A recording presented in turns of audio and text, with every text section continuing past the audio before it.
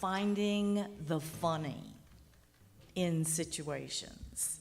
Reverend Judy always talks about not being a victim and changing the way that you look at things, and Matt always talks about gratefulness. So today, every time they talk about it, I think about what I'm going to tell you today. And it is about changing your perspective. Things can be going on in your life, but if you change your perspective about it, it ends up being amazing. Or you can find the fabulousness in a situation. So I'm going to talk to you today about something growing up. And I captured 6 particular things that I wanted to share with you. One of them is I grew up with, I had 2 grandmothers. One, I had a bougie grandmother, and my grandfather was an entrepreneur, and so they traveled a lot. They really weren't around that much. And then I had a nurturing grandma. And my nurturing grandma was where I spent most of my time when I was little, because my mother would dump me off there. You know, she was very young and just wasn't prepared. But my aunts did the same thing. I had a favorite aunt. Remember, I shared with you all about that aunt that had very colorful names for us. And so she had kids too. So what they did was they would drop us off over at my maternal grandmother's house. Now, my maternal grandparents did not have money at all. So here we were. There were me and 5 other little girls. We're all girls, my cousins. And they would drop us off, and we don't know, they would stay gone for days. Nobody ever said when they're coming back, and we didn't know. They just dumped us off. We thought we were going for a visit. And so the way that my grandmother handled it, they had no money. Nobody ever said, here's $5 for them to eat or any of that kind of stuff. So what happened was she made that very, very interesting. So the stay with my maternal grandmother was an experience. It wasn't, and we didn't know anything other than the fabulous experience that we had. What would happen is we would wake up in the morning and she would give us a magic carpet. She would tear off a sheet of wax paper and give each one of us a sheet of wax paper. And that wax paper was our magic carpet. So we would get up and run out and start playing. Kids don't do that now, but we did. We ran outside and started playing. There was a swing set outside with a slide, and we thought that slide was huge. We would get our magic carpet, and we would slide down the slide. We played with that magic carpet for a very long time till it got hammered. But then we would say, and it was our magic carpet. We'd say, look, our magic carpet's all messed up. And she would say, well, what else can you do with that magic carpet? Well, we thought of all these different things that we could do with the magic carpet. After it got hammered from us sliding down the slide, we could put it in, if you remember the old swing sets where you had the carriage and you looked at each other and back and forth, we would lay our magic carpet on there and we would sit on there and we would have magic in the carriage as we swang back and forth. And then we would take our magic carpet and spread it out in front of us, and we would act out these things, or we would cheer, where we would make pom-poms out of shredded paper.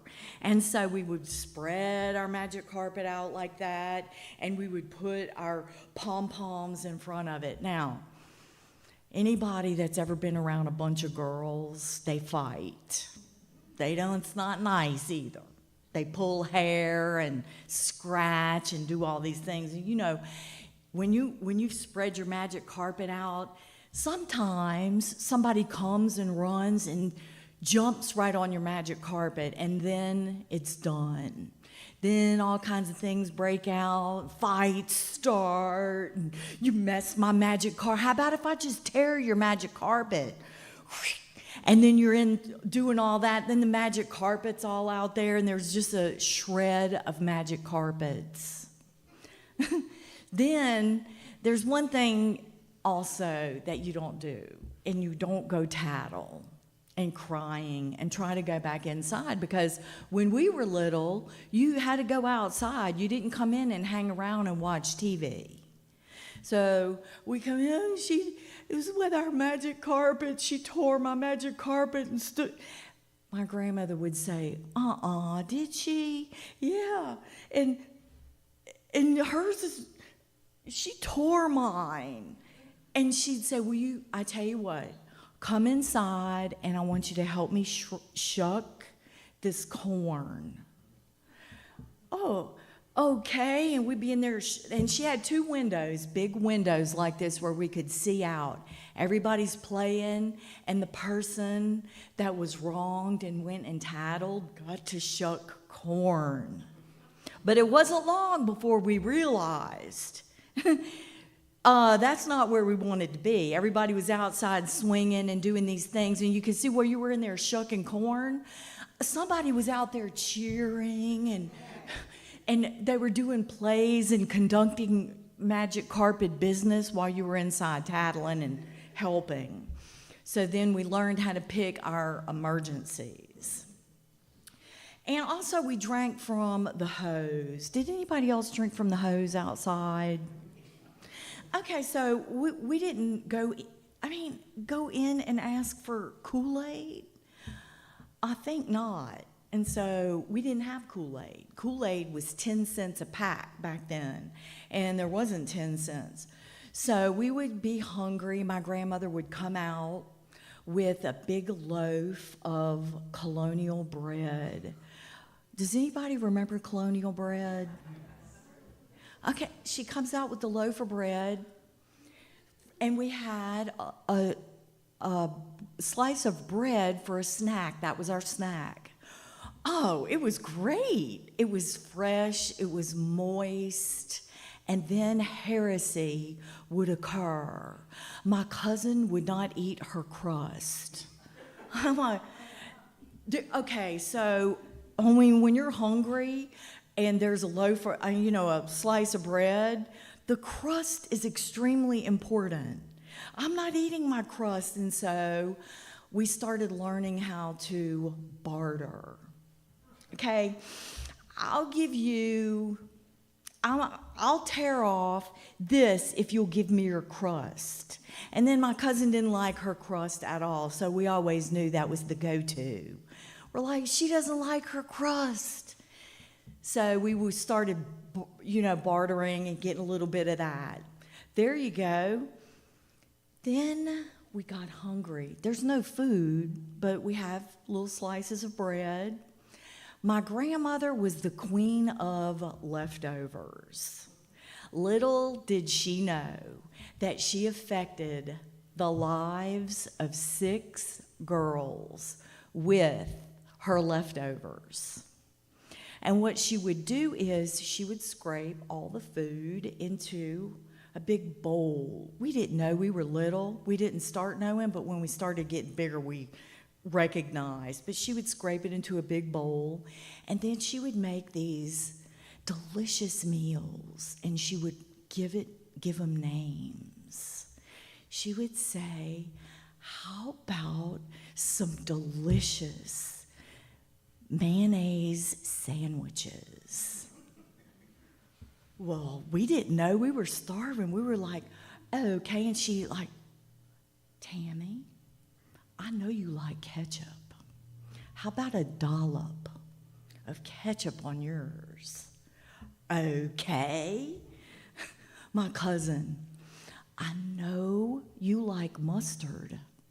You can have a dollop of mustard. I'll put 2 dollops of mustard on your sandwich. Okay. We never thought about, smearing it in. It was a dollop. We didn't even know what a dollop was, but it sounded so good. And then my other cousins would be like, could I have a dollop of ketchup? So then she'd say, you know what, I'm going to sprinkle a little bit of salt on your sandwich. A little bit of salt. I don't want salt on mine. I'll just take the dollop of ketchup. Okay, you don't have to have salt on yours. How about a little bit of, does anybody want a little bit of pepper? No. Why? No, we don't have pepper. We don't like pepper. So then we would have our little salt sandwiches and our mayonnaise sandwiches. I am going to cut yours in half. Okay. Tammy, you want me to cut yours diagonally? Yeah. You want me to cut, Darlene, you want me to cut yours in half? Yeah. So we had a choice about the way that our sandwiches were cut.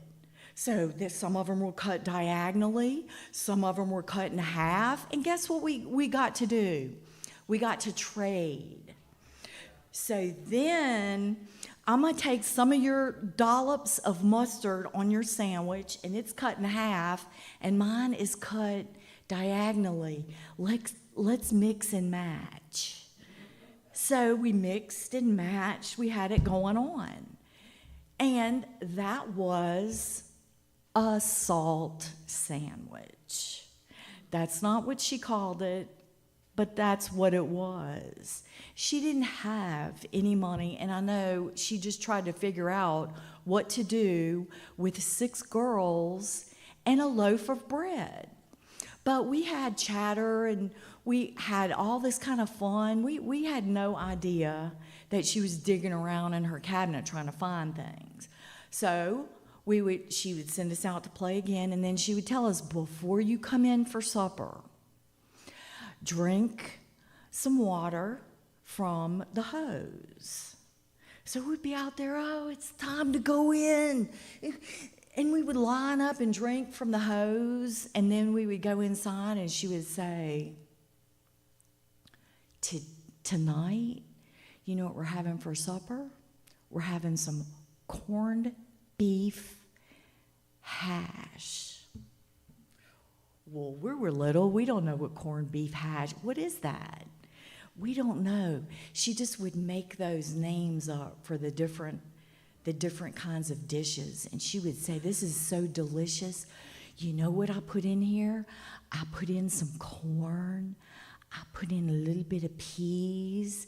And I put in some biscuits. This was all of the stuff that we had not eaten, and she had scraped off and made this amazing meal with it. And then she would say, what does that smell like? Can you smell what's in there? And then we're all smelling. I don't know, what does that? I smell the bread. What else do you smell? I smell the corn. I don't know if we smelled the corn, but she had us going on. So we smell, she'd say, how about if I give a little bit of the corned beef hash over here, and then you can have a little dollop of peanut butter with it. Okay, we got a dollop of peanut butter. She got another dollop of something over there. Her dollop is bigger. And you can spot a bigger dollop when you start getting older. Like, they got 3 raisins. I only got 2. What happened? I need the extra raisin to make it even. So what she taught me through all of that is what kind of perspective. She never complained about any of that, and there were a lot of us. She never really asked us, do you want corned beef hash? She never asked. That's what we got was what we got. And she presented it, though, in ways that made us love it. So she would say, did you like your half a sandwich? Or she would say, how about I cut your sandwich like this, and she would say, "We have chips today. Tammy, can you pass the chips out? And make sure everybody gets the same amount of chips. If there's any left over, put them on my plate." And so we got three chips. That was so awesome. And everybody got a turn, handing something out. She let us hand it out. She delegated. So we learned about delegating. We learned about evening up the chips. We learned about who's going to do what and having little duties and stuff. We always managed to run off when it was time to clean up, though. I don't know why. Some people like, let me help you wash dishes. We never did do that. But so she never complained about that. I don't know how long we stayed. Sometimes we stayed for days.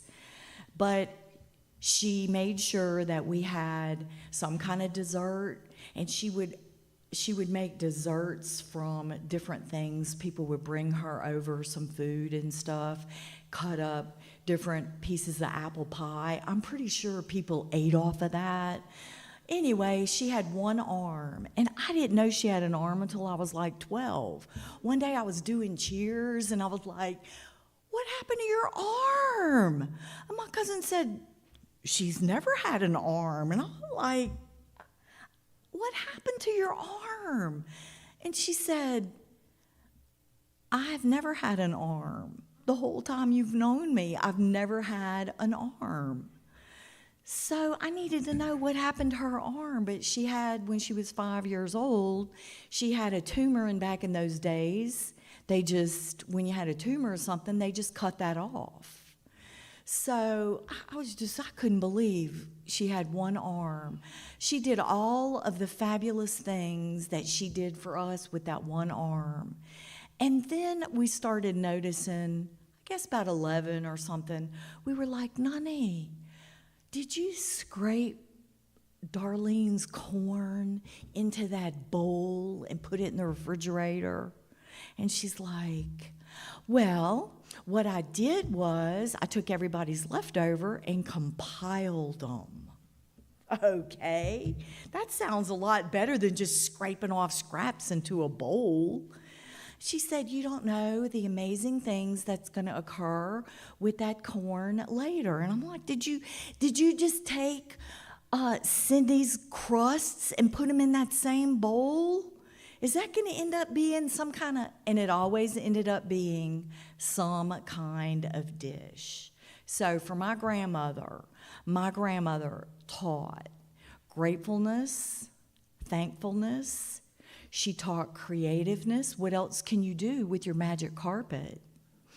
She also taught that you can make dessert from bread crusts by putting them on a cookie sheet. And she used the word drizzling. Drizzling, mix some butter and some sugar together. It's a butter-sugar mixture, is what she said. And we can put some cinnamon in here, and we'll drizzle it over these crusts. And then we'll bake it, and you'll have a cinnamon dessert.